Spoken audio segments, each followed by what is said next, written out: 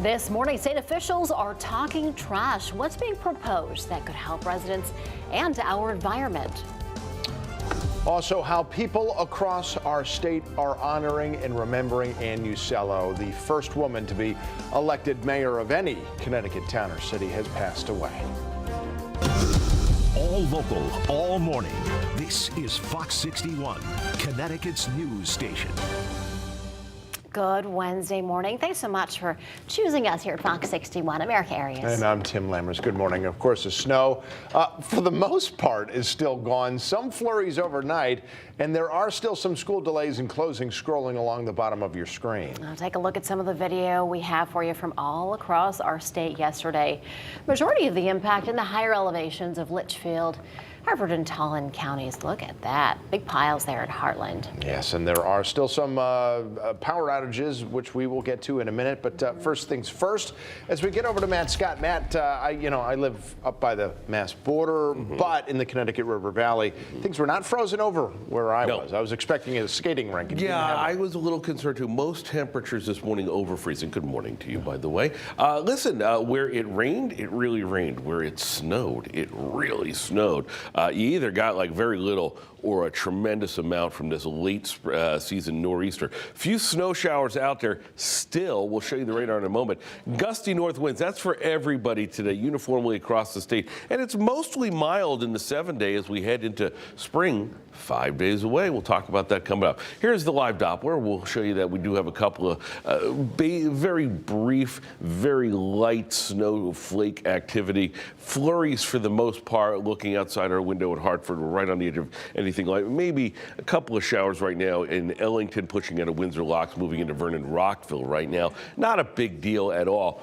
But it still keeps coming in, pivoting around our low, which has exited the region. We'll be looking for that throughout the morning and midday period. But the temperatures, as Tim mentioned, for the most part, are above freezing. There's a couple of you close. Waterbury at 32, Norwich at 33, Torrington below at 30 degrees. But so basically be mindful. The good news about the wind, it does dry up the roads quicker. So that is one good thing to come out of the chilled temperatures that we're dealing with today. The winds are out of the northwest, 10 to 20 for the sustained winds. The wind gusts going up to the mid 30s out there. So you put it all together, your real feel down to 28 in Hartford, 29 in New Haven, 30 in Bridgeport.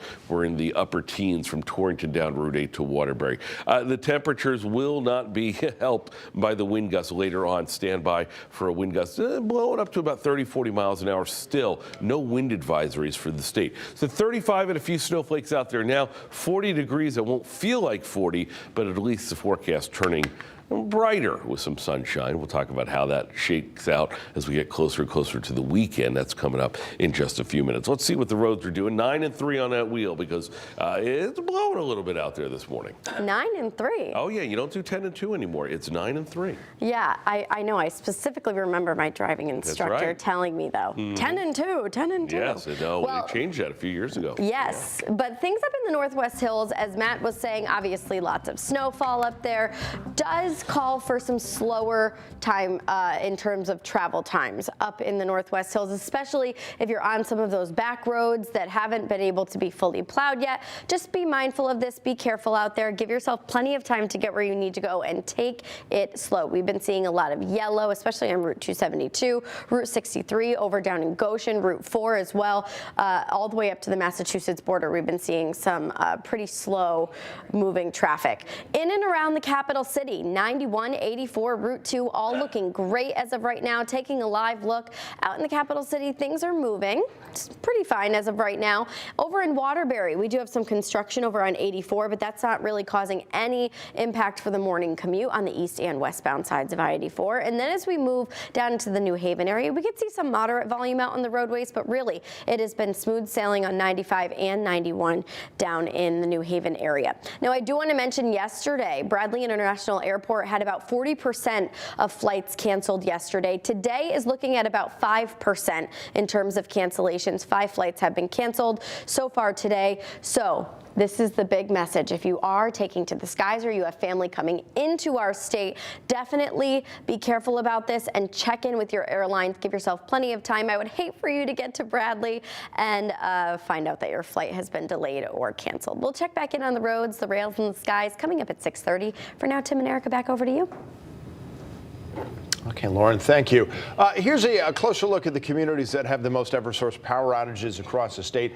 In total, just under 1,300 Eversource customers are without, 365 in Norfolk, 204 in Cornwall, 215 in Sharon, and 91 in Heartland. Well, the storm making this really difficult for people at Bradley International Airport. Around 30% of flights were canceled yesterday. Lauren just mentioned today that number is about 5%. Travelers we spoke with yesterday say their flight was canceled. A lot of people were upset. Everyone was trying to figure out, oh, what are we going to do? What are we going to do? So. For this passenger, he tells us that his flight to Jamaica had to be switched to Thursday. Officials at the airport say that they hope this is the last snowstorm of the season. And you can scan the QR code here that just popped up on your screen, and that's going to help you download our Fox 61 News app. That's where you can find the latest radar, hour-by-hour forecast, information on closings and delays as well. All the important information you need to stay updated. And we're going to check in with Fox 61's Brooke Griffin in just a bit, so stay with us for that. Today in New Haven, both advocates and lawmakers are expected to speak about efforts to make housing more affordable. That's going to happen at 10:30 today at Neighborhood Works New Horizons, which is on Grand Avenue. Congresswoman Rosa DeLauro is expected to talk about $500,000 in federal funding that her office says will be used to help create jobs and preserve affordable housing in the state. Now, this afternoon, state officials are going to be talking trash, specifically the state's trash disposal needs. There's a roundtable discussion set in Berlin with state environment and business officials. Governor Ned Lamont will also discuss a proposed bill that would give several options to tackle the issue in what his office is calling a cost-effective and environmentally friendly manner. Happening today in Windsor, State Treasurer Eric Russell is expected to meet with high school students. He's going to be answering their questions from students who are enrolled in a financial literacy program. Treasurer Russell is also expected to talk about the state's baby bonds program. That was passed 2 years ago. Those bonds are a way for children born into poverty to be used to help build wealth as an adult. Well, also happening this morning at 10 o'clock, Lieutenant Governor Susan Bysowitz will join Hartford Federal Credit Union for the launch of its community giving program. It's called the Hartford Federal Credit Union Gives 2023. It will also announce the first round of charitable organizations that are going to be getting $10,000 each in donations. Former Hartford Mayor Ann Usello has died at the age of 100. It was back in 1967 that she became the first woman to be elected mayor of any municipality in Connecticut. She was a Republican who was reelected in 1969 before she went on to serve in the Nixon, Ford, and Carter administrations. A relative said Usello died of natural causes at a hospital in Hartford Sunday night. Before she was elected mayor, Usello served on Hartford City Council from 1963 to 1967. In 2008, Ann Street in downtown Hartford was renamed for Ann Usello Street in her honor. She was one of 5 daughters of immigrants from Sicily, Italy. She worked very hard to protect kids from lead poisoning and helped create low and moderate income housing in the capital city. Tributes have been pouring in for the late mayor. And that includes current Hartford Mayor Luke Bronin, who said in part, quote, "She was a lifelong champion for Hartford, and we should all be grateful for her life of service, leadership, compassion, and commitment."